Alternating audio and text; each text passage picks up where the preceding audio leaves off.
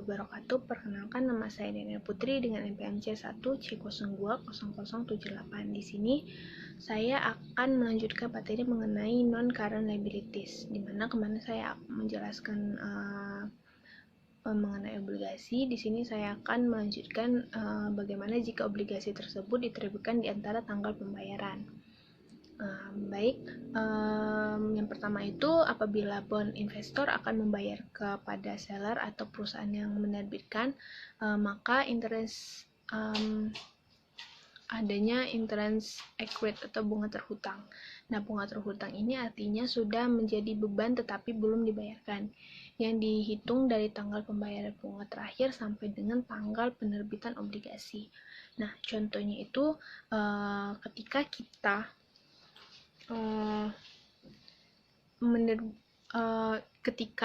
obligasi diterbitkan pada tanggal 1 Mei, maka yang dikatakan interest accrued itu adalah dari tanggal 1 Januari sampai 1 Mei, maka berarti ada 4 bulan.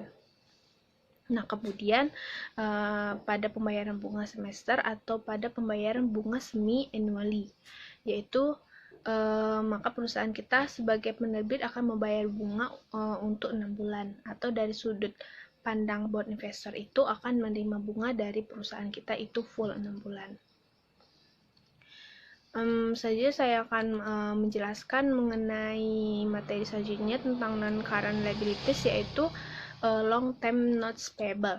Untuk long term notes payable, perlakuan akuntansinya sama dengan obligasi, yaitu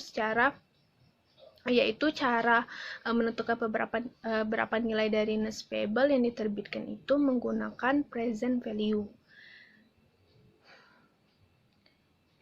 Jadi kita melakukan present value dari dua nilai, yaitu kita present value-kan principal atau pokok hutang, kemudian yang di present value-kan yaitu bunga yang dibayarkan secara periodik.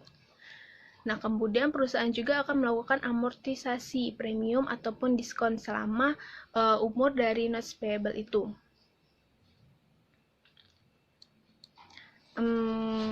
Lalu untuk wesel itu ada yang namanya zero interest bearing notes dan ada yang interest bearing notes. Seperti yang saya jelaskan di video-video sebelumnya, ada video tentang current liabilities, itu saya sudah menjelaskan, namun di sini saya akan menjelaskan kembali, di mana ada dua, yaitu zero interest bearing notes dan interest bearing notes. Nah, untuk zero interest bearing notes itu berarti tidak menyertakan kontraktual pada sertifikat weselnya atau dokumen weselnya. Perusahaan yang menerbitkan zero interest bearing notes maka dapat dipastikan bahwa wesel tersebut adalah wesel yang diterbitkan pada tingkat diskon. Karena kontraktualnya tidak diketahui, maka kontraktualnya itu bernilai 0%. Kemudian pada zero interest bearing notes akan dilakukan amortisasi selama umur dari wesel itu. Nah, untuk interest bearing notes kita harus menentukan apakah dia diskon atau premium. Caranya sama dengan obligasi, yaitu menggunakan present value. Nah, selain itu ada juga wesel yang diterbitkan bukan menerima kas, tetapi menerbitkan wesel itu untuk membeli suatu properti. Berarti suatu properti berupa barang ataupun membayar jasa yang kita terima, berupa barang ataupun jasa yang kita terima. Kemudian tentang mortgage notes payable. Nah, mortgage notes payable ini dia bentuknya masih dalam bentuk wesel jangka panjang, tetapi biasanya dia ada jaminan berupa properti atau aset tetap. Jadi yang dikatakan mortgage notes payable adalah wesel jangka panjang yang disertai dengan adanya jaminan berupa adanya properti ataupun aset tetap. Berarti mortgage notes payable ini akan ada pembayaran secara angsuran. Kemudian yang berikutnya kita masuk ke materi akuntansi pelunasan dari notes current liabilities. Ada 3 kemungkinan pelunasan dari notes current liabilities.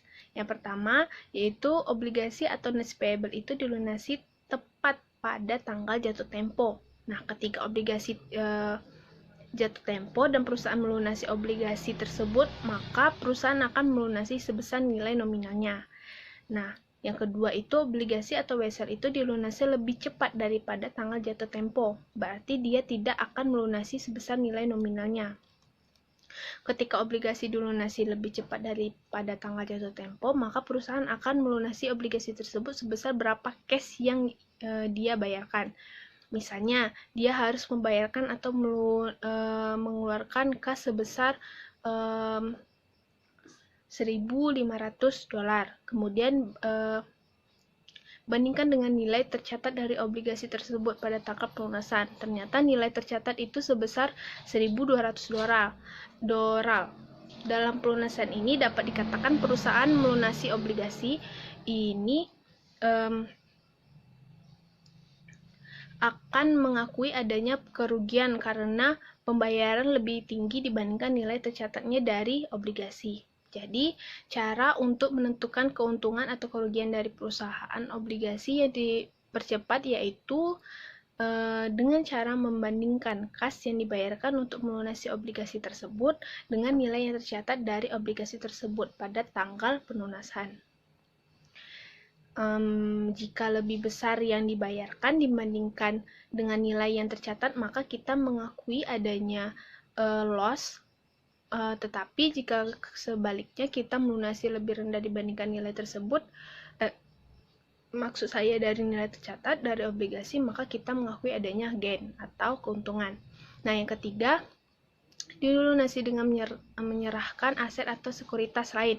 Pada saat obligasi itu jatuh tempo, kita melakukan pelunasan tetapi kita tidak membayarkan dengan menggunakan cash, tetapi kita membayarkan dengan menyerahkan aset ataupun menyerahkan sekuritas lain kepada bond investor. Yang ketiga itu dilunasi melalui modifikasi of term, artinya dia tidak dibayar atau tidak dilunasi dengan menggunakan cash ataupun menyerahkan aset, tetapi dia melakukan memodifikasi kesepakatan